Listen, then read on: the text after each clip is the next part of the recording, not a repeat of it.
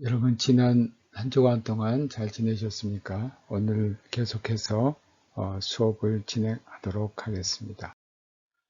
오늘 첫 번째 교회 제도적 발전에 대해서 말씀드립니다. 지역 교회들의 관할 지역은 제국의 각 영역에 따라 상당히 달랐습니다. 지역 교회 지도자는 여전히 한 사람의 최고 목회자, 즉 주교였습니다. 회중 가운데서 직책을 맡은 그 밖의 직분자들이 주교 아래에 있었는데 그들은 성직자라고 했습니다. 주교와 성직자는 두 가지 범주로 나뉘게 됩니다.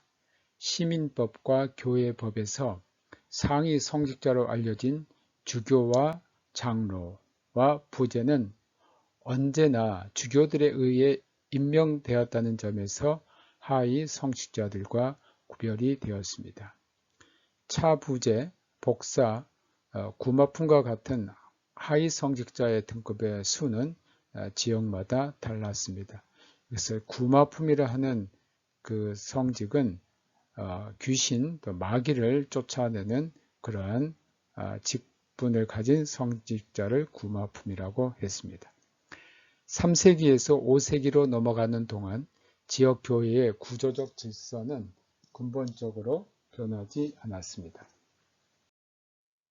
지역 주교들은 점점 더 교구민들을 보살피는 목회자가 되었을 뿐만 아니라 또한 그 지역의 주요한 지도자이자 후원자가 되었습니다. 재산을 소유한 사람이 교회에서 서푼 받는 방법으로 점점 더 무거워지고 어려워지는 자신들의 책임을 피해라는 것을 방지하기 위하여 4세기 초부터 시행된 제국의 입법이 주교직에, 즉 일반적으로 성직 전체의 면제와 특권과 위험을 가장 잘 증명하고 있습니다. 4세기와 5세기 그리고 6세기 동안 그리스도인의 수는 계속 증가했습니다. 또 교회 조직과 성직자의 배치에 변화를 초래하게 됩니다. 새로운 지역교회들이 생겨나서 주교들을 갖게 되었을 뿐 아니라 기존 교회들도 집회와 예배를 위하여 추가적으로 필요하였던 장소를 도시 중심뿐 아니라 주변의 시골에서도 갖게 되었습니다. 이런 목적을 위하여 필요하게 된 건물들은 주교의 직접적인 감독하에 있는 교회 공동기금으로 건축되고 유지되었습니다. 그런 경우 주교를 돕고 있었던 핵심적인 성직자들의 집단에서 파견된 장로와 부제가 그 건물들에서 봉사했고, 그것들은 원칙적으로 주교 자신이 직접적인 목회자로 있는 장소들로 간주가 되었습니다. 다른 경우에는 개인적인 재산으로 예배를 위한 건물이 세워지고 헌납되었습니다. 헌납에 의존하여 살아가는 성직자가 충원이 되고, 그 성직자는 주교에게 대한 책임이 있지만 주교가 직접 세운 것은 아니었습니다. 소위 교구체제의 시초를 찾아볼 때 나타나는 것이 바로 이러한 중심지들입니다. 일부 사례들에서는 전원 지역이 지방 주교의 직접적인 감독 아래 있기도 하였는데, 그 지방 주교는 사실상 자신의 지역을 관할하는 도시의 주교에 예속된 대리인으로 활동을 했습니다.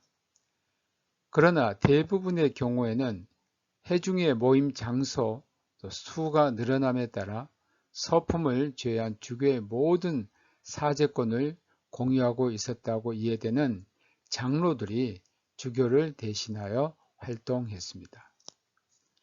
이런 경향에 따라 중세와 그 후대까지도 일반적이었던 관념, 즉 회중의 통상적인 목회자는 장로라는 개념이 점차 자라나기 시작했습니다. 바로 이 시기에 성직자의 결혼과 독신을 규정하는 법과 관습들이 나타나기 시작합니다. 그래서 처음부터 성직자의 결혼을 금지하고 독신을 장려하는 그런 게 나타난 것이 아닙니다. 3세기 초부터 높이 존중되었던 금욕은 성직자는 독신 생활을 하도록 장려되어야 한다는 관념으로 이어졌습니다. 4세기 중반 이후에 서방에서 교황의 훈계와 교회 회의의 법령 모두가 장로나 부제 혹은 주교로 임명된 이후에는 심지어 결혼한 사람이더라도 금욕을 지킬 것을 명령했습니다. 그 규칙은 보편적으로 지켜지지 않았으나 그 이념을 유지했습니다. 동방에서는 다른 유형이 발전되었는데 성직자의 독신에 관한 규정이 좀 더 느리게 발전했고 공표되었을 때에도 좀 더 관용적이었습니다. 이 문제에 관한 결정적 입법은 692년 퀸이 섹스트 혹은 투르랑 공의회라고 하는데 여기에서 만들어진 것입니다. 이 공의회 법령은 모든 주교가 독신 생활을 할 것을 요구하였지만 이미 결혼한 사람이라도 부제나 혹은 장로에 임명되는 것을 허용했습니다. 그러나 부제나 장로들은 서품을 받은 이후에는 결혼하지 못했습니다.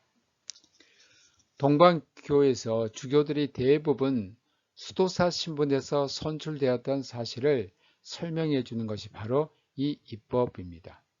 수도사들은 결혼을 하지 않았기 때문에 대부분 이제 결혼하지 않는 이 수도사들이 주교들이 되었습니다. 이 시기에 가장 중요한 발전들 가운데 한 가지는 지역적 수준을 넘어서는 교회 구조들과 관계를 갖고 있습니다. 제1차 니케아 공의회는 각 주의 주교들, 동방교회에서는 총주교라고 있는데 이 주교들이 공통의 관심사를 결정하기 위한 교회 회의에서 함께 연합할 것을 예상하였고 그런 교회 회의를 1년에 2번 모이도록 명했습니다. 또한 니케아 공의회는 각 주의 수도에 있는 주교, 수도 대주교에게 지역교회 회의의 소집자이자 위장이라는 특별한 지위와 권한을 부여했습니다. 이런 교회의 지역적 체제는 이집트를 제외하고 동방교회 전역에서 신속하게 수립이 됩니다. 이집트에서는 모든 주교들이 정도의 차이는 있어도 알렉산드리아의 총대주교에게 직접적으로 책임을 지게 한 것 같습니다. 서방에서는 이런 체제가 좀 더 느리게 진행이 됩니다. 로마 교회의 직접적인 사법권 아래에 있었던 이탈리아 중부와 남부 지역은 엄격하게 지역적인 교회 회의는 전혀 없었지만 그 지역의 주교들은 로마 주교의 사회로 정규적으로 모임을 가졌습니다. 이탈리아 북부에서는 밀라노와 아킬레이아의 교회들이 단일 지역보다 상당히 더 넓은 영역을 관할하고 있었습니다. 오직 갈리아에서만 엄격하게 지역적인 체제가 점차로 확립이 되어 있었습니다. 지역적 또는 지방적 수준에서 두 가지 제도가 특별히 중요하게 부각이 되었습니다. 즉, 총대주교구와 제국공의회 혹은 에큐메니컬 공의회입니다. 칼케돈 공의회 때까지 총대주교구의 수는 5개로 고정되어 있었습니다. 그 5개의 총대주교구는 로마, 콘스탄티노플, 알렉산드리아, 안디옥, 예루살렘입니다. 총대주교구로 된 시기가 늦으며 대체로 명예적인 성격이었던 예루살렘을 제외하면 이들 네 총대 주교구는 전통적으로 사도가 세웠다는 주장을 할 수 있는 교회들이었을 뿐 아니라 여기서 콘스탄티노플은 제외가 됩니다. 정치적, 경제적, 문화적 중심지에 위치한 교회들입니다. 더 중요한 점은 교회가 상당한 정도의 언어적, 문화적 결속을 대표하는 지역을 관할하였다는 것입니다. 로마는 라틴 서방의 총대 주교구였고 로마의 라이벌이 될 수 있었던 유일한 라틴 서방의 교회였던 카르타고 교회는 반달족과 아랍의 잇따른 북아프리카 침공으로 제거가 됩니다. 안디옥과 알렉산드리아는 로마 제국 내에서 시리아어와 콥트어를 토착 언어로 사용하는 지역에 속하였고 교회 생활은 그 지역에 집중이 되었습니다. 콘스탄티노플은 로마 교회 베드로 이론에 의하면 총대 주교라는 주장이 의심되지만 5세기와 6세기에 그리스어를 사용하는 소아시아와 그리스 본토의 총대 주교구로 확립이 되었습니다. 로마 교황에게 첫째가는 영예가 돌려지고 로마 교구가 보편적인 권위를 갖는다는 주장에도 불구하고 로마 제국 시대에 교회의 유일한 중심적 권위는 에큐메니컬 공의회였습니다. 이 제도는 실행에 있어서 황제의 직무라는 세속적 권위에 의존하였습니다.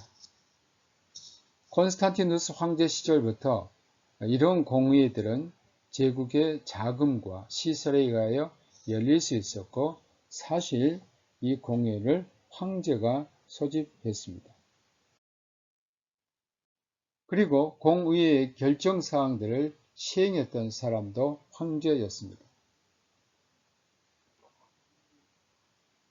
확실히 교회의 교리와 내적인 권징은 주교들의 책임으로 이해되었고 그에 대하여 황제가 침범할 수 없는 것으로 여겨졌습니다. 실제로 황제의 권위는 교회 공통된 생활에서 중심적이며 필수적이었습니다. 로마의 통치가 비잔틴 제국의 형태로 지속된 동방에서는 그런 황제의 역할이 계속되었습니다. 한편 서방에서는 유스티니아누스 황제 이후로 황제의 권위가 점차로 쇠퇴합니다. 라틴 기독교의 통일과 자기인식은 로마 교황의 지도력과 상징적 역할에 의존하게 되었습니다. 다음으로 예배와 경건에 대해서 말씀드립니다. 4세기와 5세기에 기독교의 예배는 현저하게 꽃을 피웠고 그와 함께 기독교 예술도 발전했습니다. 여기에 예배력도 뚜렷하게 발전되었습니다. 그리스도인 생활의 시간적 리듬은 규칙적으로 주일을 지키는 한 주간을 단위로 또한 부활절에서 오순절에 이르는 50일 동안의 기독교 6월절 축일의 중심을 둔 1년 단위의 순환을 주기로 반복되기 시작했습니다. 4세기 말경에 예루살렘의 부활절 절기를 묘사한 순례자 에게리아의 기록에서 알 수 있듯이 제일 먼저 다듬기 시작한 절기는 오순절 성령 강림절 절기입니다. 그녀의 기록을 보면 예루살렘에서 예수님의 부활까지 이르는 사건을 기념하는 거룩한 주일을 지정하는 일은 언제부터인가 이미 확립되어 있었습니다. 종료주일, 세족, 목요일, 그리고 십자가의 날인 성금요일은 모두 특별한 의식으로 기념되었는데 이런 절기를 준수하는 것은 5세기와 그 이후에 예루살렘으로부터 점차 로마 세계의 다른 지방에 있는 교회들까지 확산이 됩니다. 또한 사도행전 1장 3절의 날짜에 따라 부활절 이후의 40일째 날을 그리스도의 승천을 기념하는 특별한 절기로 만든 것도 4세기의 일입니다.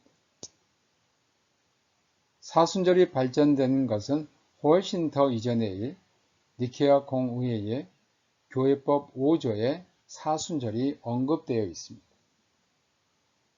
사순절의 최초의 기원이 무엇이든지 간에 발전된 형태의 사순절은 두 가지 목적을 가졌습니다. 사순절은 부활절을 준비하는 금식 기간이었고, 즉 예수님의 광야 40일 금식을 기념하기 위하여 결국 40일로 고정이 되었고, 또한 세례 예비자들이 교육을 받고 세례를 받을 준비를 하는 기간이었습니다. 부활절과 오순절과 나란히 성육신과 연결된 새로운 1년 주기의 절기가 나왔는데 그 절기는 성탄절과 주현절 1월 6일입니다. 이 날짜들은 이교의 동지축제와 연결이 되었습니다. 아우렐리아누스 황제 시대 이래로 로마에서는 12월 25일을 정복되지 않는 태양신의 탄생일로 지정했습니다. 또 동방에서는 1월 6일이 오랫동안 주신 디오니소스의 탄생일로 여겨졌습니다. 이런 환경의 영향을 받아 그리고 이미 유명한 축제들의 기독교적인 의미를 부여할 필요성 때문에 교회는 이런 날들을 신이신 로고스, 의의 태양께서 역사 속에 태어나시고 나타나심을 축하하는 날로 적용하였던 것입니다. 두 절기 가운데 먼저 확립된 것은 주현절로 이것은 알렉산드리아에서 기원하였고 일찍부터 예수님의 탄생뿐 아니라 세례 받으신 사건 그리고 제사 복음서에서 예수님께서 그 영광을 나타내셨다고 전하는 가나의 기적까지도 기념했습니다.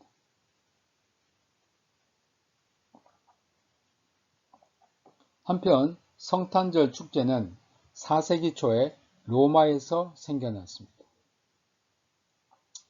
4세기 중반에 이르면 이 두 절기 모두 거의 모든 지역 교회에 알려졌고 지켜졌습니다. 주현절이 동방박사의 방문 및 경배와 연결된 것은 서방 교회에서 되어진 일입니다. 이런 1년 주기의 절기가 발전된 시기와 거의 일치하여 교회에 가입하는 의식들이 아주 크게 다듬어졌습니다.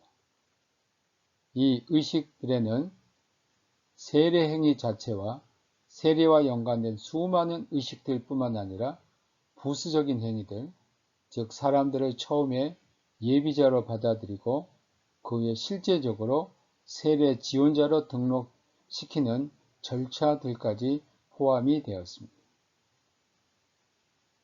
교회에 가입하는 절차에서 이렇게 뚜렷한 단계들이 발전한 것은 아마 2세기 후반 및 3세기와는 대조적으로 4세기에는 성인에게 세례를 주는 것이 규범이 되어 있었다는 사실에 크게 기인하고 있습니다. 상당히 많은 그리스도인들이 생애 상당한 기간을 예비자로서 혹은 묻는 자로서 지냈으며 실제로 일부 신자들은 죽을 때가 가까워지기까지 세례받기를 미루었습니다. 이렇게 세례를 이렇게 받았던 것은 세례를 받음으로써 이전에 지금 모든 죄로부터 용서를 받는다는 그러한 것이 가르쳐졌고 또 세례 이후에 지은 죄에 대해서는 용서를 받지 못한다는 이러한 가르침이 있었기 때문에 사람들은 되도록이면 세례를 늦췄던 겁니다. 이들은 세례를 통하여 성찬식의 신비에 참여할 자격을 얻지 못하였기 때문에 교회 주일 집회에서 말씀의 예식이 있은 후 물러나야 했습니다. 이처럼 이제 교회에서는 두 가지 예배가 있는데 하나는 아직 세례를 받지 못한 사람들이 드릴 수 있는 그런 예배. 이 사람들은 이제 말씀의 선포로 이제 물러나고 그 다음에 예배에 계속 참석할 수 있는 사람들은 바로 성만찬에 참여할 수 있는 사람들이었습니다. 이 성만찬에 참여할 수 있는 사람들은 세례를 받은 사람이었기 때문에 세례를 받지 못한 사람들은 말씀의 예식이 있은 후에는 물러나게 되었습니다. 교회에 가입하는 절차가 이렇게 길어진 것과 함께 4세기와 5세기에 비밀의 권징을 엄격하게 지키는 관습이 발전되었습니다. 그 권징에 의하면 비그리스도인뿐 아니라 예비자들도 기독교 생활과 신앙의 핵심적인 상징들, 즉 주기도문과 신조뿐 아니라 세례와 성찬 예식들과 그 의미를 모르는 채로 있었습니다. 이런 관습은 부분적으로는 기독교의 핵심적인 의식들과 그 해석들이 두려움을 불러일으키는 이교적인 제식들의 비밀스러운 신비에 동화되었음을 반영하는 것이었습니다. 예비자들이 세례를 받기로 결정하면 스스로 세례 지원자로 등록하였는데 일반적으로 사순절이 시작할 때 등록했습니다. 세례 지원자로 받아들여지면 그들은 예비적인 귀신 축출을 거치게 되었고 부활절이 되기까지 40일 동안 믿음의 의미를 배우며 보냈습니다. 이 시기에 그들은 교회 신조를 암기하고 그 의미를 해석하는 것을 들었습니다. 부활절 전의 어두운 동안에 행하는 철야 때 세례 지원자들은 세례를 받습니다. 그들은 사탄과 사탄의 일들을 버렸고 그들은 옷을 벗고 벌거벗은 채로 거듭나는 물 속으로 들어갔습니다. 그 물 속에서 그들은 삼위일체 하나님에 대한 자신들의 신앙을 고백하고 물로 씻음을 받거나 서방교회 전례입니다. 혹은 주교가 각 사람에게 아무개는 성부와 성자와 성령의 이름으로 세례를 받았다. 안디옥 교회의 전례인데 이것을 선언했습니다.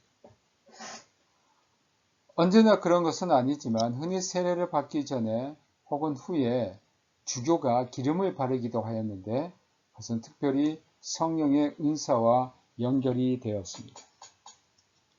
이런 의식들이 다 행해지면 세례 지원자들은 다시 옷을 입었는데 흰 옷을 입었습니다.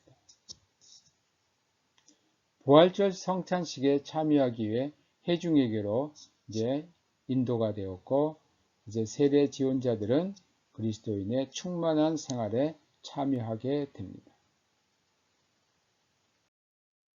이 시기에 교회 일반적인 집회는 성경 낭독과 해설을 듣고 성찬식에 참여하기 위해 신자들이 주일 아침에 모이는 것입니다. 언제나 그렇지는 않지만 원래 말씀 예식에서 일반적인 관습은 구약 성경과 서신서들과 복음서들에서 각각 하나씩 선택한 세 가지 교훈을 낭독하는 것입니다. 종종 이런 낭독은 다음 주일에 이어져서 계속되었던 것 같습니다. 점차 각각의 주일마다 특별한 본문 낭독이 정해졌는데 부활절 기간에 낭독되도록 정해진 본문에서 시작해서 7세기에 이르면 주일과 기독교의 큰 절기들을 위한 완전한 송구집들이 작성될 수 있었습니다. 낭독 중간에 혹은 두 낭독 사이에 그에 응답하는 시편이 찬송되었고 또한 시편은 말씀의 예식 이전의 입당례에서도 찬송되었고 빵과 포도주를 베풀 때와 교제를 나눌 때에도 찬송되었습니다. 복음서 낭독 다음에 막 낭독한 내용을 설명하는 것이 목적이었던 설교가 있었습니다. 가르치는 것은 주교의 의무였으나 동방교회에서는 일찍부터 그리고 서방교회에서는 좀 더 후에 장로들도 그 책임을 맡게 되었습니다. 원래 세례식에서 낭독되었던 니케아 콘스탄티노플 신조가 일반 지역에서 성찬식에도 낭독된 것은 기독론 논쟁이 크게 일어났던 5세기와 6세기에 이르러서였습니다. 말씀의 예식 다음에 행해진 성찬식 그 자체의 기본적인 형태는 매우 단순했습니다. 그 예식은 사람을 제물로 드리는 것으로 시작했으며 부제들이 제단을 준비하였는데 그들은 제물의 핵심적인 부분인 빵과 포도주를 진열했습니다. 그 다음에는 성찬식 기도가 드려졌는데 그 내용은 지역에 따라 달랐지만 변하지 않는 어떤 요소들을 일반적으로 포함하고 있었습니다. 성찬식 기도는 서원으로 나오는 주교와 회중 사이의 대화로 시작이 되었습니다. 그리고 이사야 6장 3절 천사들의 찬송이 불러졌는데 이것은 동방교회에서 먼저 시작되었다가 나중에 서방교회에서도 행하여졌습니다. 성찬식 기도는 계속해서 창조와 그리스도 안에서 구속에 대하여 하나님을 찬양하고 그리스도의 성찬식 말씀을 낭독하는 것도 포함하였는데 그 말씀은 이 모든 행위가 죽으시고 부활하신 그리스도를 기념하여 드려진다는 선언, 그 다음에 봉헌 기도가 드려지고 영광성으로 끝냈는데 회중은 아멘으로 응답하였습니다. 안디옥과 알렉산드리아 교구를 중심으로 형성된 동방교회 전례에서는 성령님을 부르는 것이 아주 중요한 위치를 차지했습니다. 이 기도는 성령님이 빵과 포도주의 제물에 내려오심으로 그것들이 그리스도의 살과 피가 되도록 부르는 것, 또한 그 기도는 성령님이 사람들에게도 내려오셔서 그들이 성례를 받을 때 그 은혜도 받을 수 있도록 강구했습니다. 서방교회 일부 전례들에서도 그러한 기도의 흔적들이 있으나 그 기도는 1차적으로 동방교회 특징으로 남아있으며 이런 차이점이 결국 부활하신 주님께서 그의 백성들에게 성례전적으로 임하시는 전례상의 순간의 문제를 둘러싼 논쟁을 불러일으켰습니다. 동방교회 경건과는 대조적으로 서방교회 경건은 성찬식 말씀을 낭송할 때에 그 순간으로 여기는 경향이 있었습니다. 물론 이것이 후기 교부 시대의 성찬식 전례에 있어서 형식이나 강조점의 유일한 차이는 아니었습니다. 용어와 순서 그리고 변함이 없는 것으로 불렸던 요소들까지도 지역에 따라 달랐습니다. 그러니까 변함이 없는 요소란 게 바로 떡과 포도주인데 지역마다 좀 달랐다는 것은 포도주가 없는 지역이 있을 수 있거든요. 근데 포도주가 없는 지역은 포도주 대신 다른 것들을 사용했습니다. 예를 들면 양의 젖을 사용한다든지 또는 포도주가 전혀 없는 그 지역에서는 그곳에서 아주 손쉽게 구할 수 있는 다른 그런 액체를 먹을 수 있는 그런 액체를 즙을 사용해서 포도주를 대신했습니다. 이 시대는 지역적인 전례 유형들이 로마와 알렉산드리아 그리고 안디옥 교구를 중심으로 확립된 때입니다. 안디옥의 전통은 콘스탄티노플의 전통이 되었으며 또한 동방 종교의 전통이 되었습니다. 세례식을 제외하고 성찬식이 계속 그리스도인의 헌신과 경건의 중심이 됩니다. 성찬식은 주일마다 거행되었고 교회에게 모든 중요한 절기마다 베풀어졌던 성찬식은 4세기와 그 이후에 그리스도인들에게 그리스도 안에 있는 구속의 신비 속으로 가장 친밀하게 들어갔던 순간입니다. 찬송과 기도의 헌상과 헌금을 드리면서 빵과 포도주의 헌상을 드리면서 그들은 그리스도 그분을 성례전적으로 임재하시지만 거룩히 구별된 요소들에 참으로 현존하시는 그분을 받아들였습니다. 이런 방식으로 그들은 하나님의 희생양이자 대제사장이신 그리스도의 새로운 생명에 참여했습니다. 그분의 자기 희생은 신자들의 감사와 기억의 행위 속에서 현존하는 실체가 되었습니다. 그 성례는 파생된 것이며 2차적인 것으로 보였지만 그러나 전적으로 실제적인 하나님 말씀의 성육신의 양식으로 여겨졌습니다. 그러나 성찬식이 하나님께 드리는 예배의 유일한 수단은 아니었습니다. 일찍부터 많은 지역에서 그리스도인들이 개인적인 기도를 위한 어떤 시간들을 지켰다는 증거들이 있습니다. 터툴리아는 전통적인 제3시, 제6시, 제9시 기도뿐 아니라 아침과 기도의 저녁의 그 기도 시간을 언급하고 있습니다. 히폴리투스의 사도적 전통은 모든 사람이 날마다 참여하도록 권장되었던 기도와 가르침을 위한 공적인 아침 예배에 대하여 말하고 있습니다. 4세기를 지나면서 공식적인 전례상의 성모들, 즉 하루에 특정한 시간에 행해져야 하는 찬양과 기도의 예배들이 발전했습니다. 요일에 따라 혹은 주간에 따라 규정된 간격에 따른 성무의 순서대로 찬송가 전체를 공통적으로 낭송하도록 권장하였던 스도원의 기도와 헌신의 유형이 이런 발전에 영향을 준 중요한 요인 가운데 하나입니다. 성무들의 기본 유형도 주교의 교회 간섭에 상당히 의존하였으며 주교의 교회에서는 공적인 예배들이 하루가 시작하고 끝날 때 전통적인 유형에 따라 드려졌습니다.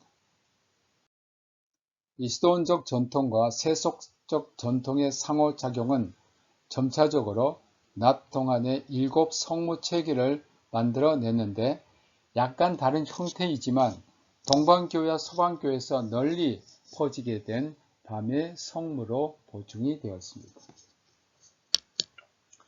이 체제는 오직 스도원 공동체에서만 정규적으로 수행이 되었습니다. 평범한 그리스도인들이 계속하여 참여할 수 있었던 매일의 기도는 아침 기도와 저녁 기도가 있습니다. 4세기와 그 이후의 여러 세기 동안 대중적인 경건 생활에서 더 중요한 것은 순교자들에 대한 숭배입니다. 그 의식은 2세기와 3세기에서 비롯되었는데 그 당시에는 믿음 때문에 투옥된 사람들, 그들은 이제 고백자들이라고 했고 죽음으로 그 믿음 때문에 죽었던 사람들, 순교자들, 그리고 그리스도를 증거했던 사람들이 특별히 존경을 받았습니다. 고백자들은 옥에서 풀려난 이후에 교회에서 특별한 영예와 지위를 얻었습니다. 그러나 순교자들은 죽음의 순간에까지 증거함으로써 모든 신자들이 고대하였던 유업을 이미 얻었다고 이해했습니다. 그들은 죽음을 기다리는 죽은 그리스도인들이 아니라 죽음의 면전에서 살아있는 성인들입니다. 그들의 육체적인 유물까지도 거룩하였으며 하나님의 나라의 능력으로 가득 찬 것으로 여겨졌습니다. 그들의 실체는 가능한 극도의 주의를 기울여 매장이 되었고 이러한 헌신의 정신은 순교자가 묻힌 곳마다 특별한 기념비를 세우고 순교일에 그 무덤에서 성찬식을 거행하는 관습에서 분명하게 나타납니다. 콘스탄티누스 황제의 개종 이후에 교회가 순교자들에 대한 존경심을 자유롭게 표현할 수 있게 되었을 때 그들의 무덤 위로 커다란 납골당이 세워집니다. 이런 납골당 가운데 주목만 할 것들로는 로마 근처 바티칸 언덕에 세워진 성 베드로의 바실리카와 451년 칼케돈 공의가 소집되었던 승리를 거둔 거룩한 순교자 에우페미아의 기념 성당이 있습니다. 크고 작은 납골당에서 순례자들이 기도하기 위하여 그리고 거룩한 사람과 함께 먹고 마시기 위하여 모여들었습니다.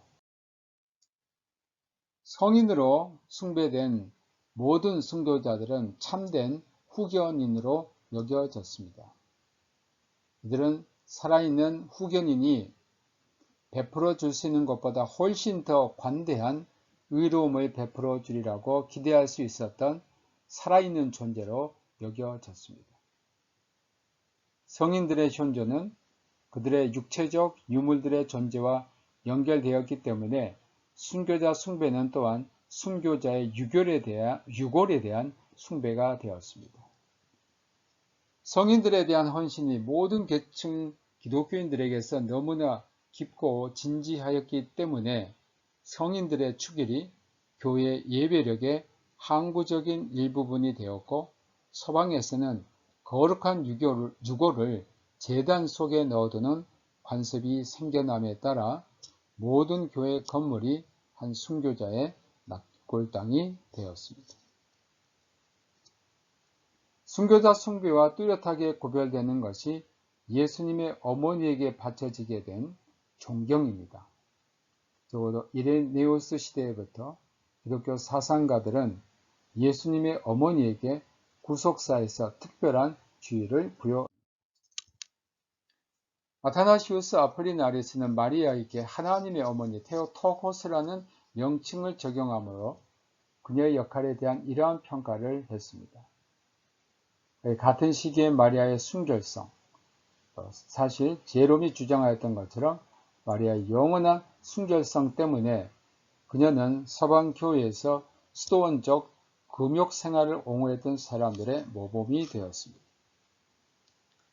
동정녀 마리아에 대한 숭배가 교회의 공적인 전례 속에 확립된 시기는 테오토코스라는 명칭, 즉 하나님의 어머니라는 명칭이 동방교회에서 논쟁의 주제가 되었던 기독론 논쟁의 시기입니다. 431년 예배소에서 공의회가 열렸을 때 그곳에는 하나님의 어머니에게 봉헌된 한 바실리카 건물이 있었습니다. 또한 마리아의 묘지로 믿어졌던 겟세마네 한쪽에 세워진 비슷한 바실리카는 봉헌식을 동정녀의 영면, 나중에는 승천을 축하하는 예식으로 거행이 됐는데, 즉 8월 15일이 마리아의 승천절로 거행이 되었습니다. 예루살렘 교회는 마리아의 탄생일 9월 8일을 봉헌의 날로 지키고 있습니다. 성탄절에 의해 결정된 절기들의 순환에 속하는 성수태고지 축일, 즉 3월 25일과 정화일 2월 2일뿐 아니라 이런 날들을 지키는 관습은 예루살렘으로부터 점차적으로 동방교회 다른 지역으로 확산이 되었습니다. 이런 축일들은 6세기가 끝난 후 이슬람의 침공으로부터 피신한 사람들에 의해서 서방교회에 전래되었습니다. 동정녀 숭배가 처음부터 숭배를 이끌어내었으며 이집트와 시리아 그리고 서아시아의 어머니의 여신들에게 바쳐졌던 숭배를 대체하였다는 사실은 거의 의심의 여지가 없습니다. 이와 동시에 성육신의 매개자로 선택되었던 그녀의 역할이 마리아를 가장 고귀하고 거룩한 인간들인 순교자들이나 사도들보다 더 높이 올려 놓았습니다. 콘스탄티누스의 밀라노 칙령 이후 교회는 그들 자신의 특별한 집회 장소를 건축했습니다. 기독교인들은 이 교회 신전 건축 양식을 거부하고 로마의 바실리카 양식을 채택하였는데, 바실리카는 본질적으로 장방형의 홀이 지나지 않는 것으로 여러 가지 용도에 따라 맞추어 사용되었습니다. 예배당으로 사용된 바실리카는 세로 방향의 건물로 일반적으로 3개의 복도가 있으며 중심에 신랑을 덮고 있는 높은 측벽의 창문들을 통하여 채광이 되는 건물입니다. 출입구의 반대편은 후진이었는데 그곳에는 주교의 좌석과 장로들의 좌석이 벽을 뒤로하여 배열되었습니다. 후진 앞에는 제단이 놓여 있고 성경을 읽기 위한 낭독대가 높이 올려져 있었습니다. 세례를 베푸는 것은 예배당과 더불어 붙어있는 구조로 위치하였습니다. 예면적으로는 아주 평범하였지만 바실리카의 내부는 그림과 모자이크로 꾸며졌고 그것들은 높이와 길이의 조합으로 만들어진 전망과 더불어 바실리카 건물과 그 건물 속에서 거행되는 예식의 엄숙함과 경외감을 불어넣었습니다. 바로 이런 배경에서 그리스도와 동정녀 마리아 그리고 성인들에 대한 그림이나 조각들을 존중하는 관습이 생겨납니다. 그 관습은 서방교회보다 동방교회에서 먼저 번성했고 결국에는 서방교회에서 성상들을 더욱 폭넓게 이용하게 되었습니다. 황제의 초상화에 경의를 표하는 기존의 관습에 의하여 그러한 성상 숭배가 동방교회에서는 더욱 장려되었습니다. 이런 관습은 형상에 받쳐진 존경은 그 온영에게로 전해진다는 원리에 의거하여 황제보다 더 경배를 받으실 만한 분에게 그와 똑같은 존경을 바치는 일을 자연스럽게 받아들이게 했습니다.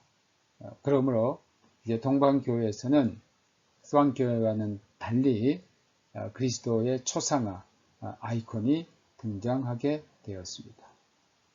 오늘 수업은 여기까지 하도록 하겠습니다. 여러분 다음 시간까지 건강하게 잘 지내시기를 바라고 시험은 비대면으로 지난번 중간고사와 같은 형식으로 치르겠습니다.